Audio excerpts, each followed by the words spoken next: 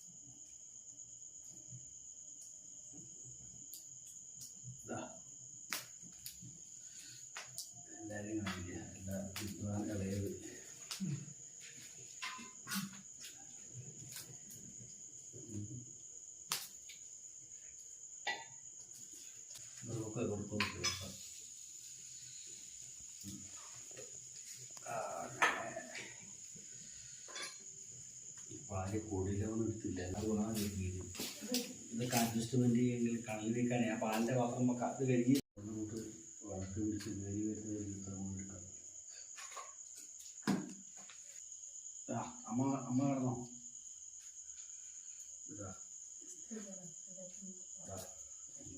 മക്കളൊക്കെ കിടന്നു ആയി സംസാരിച്ചുകൾക്ക് ഉടായിപ്പേ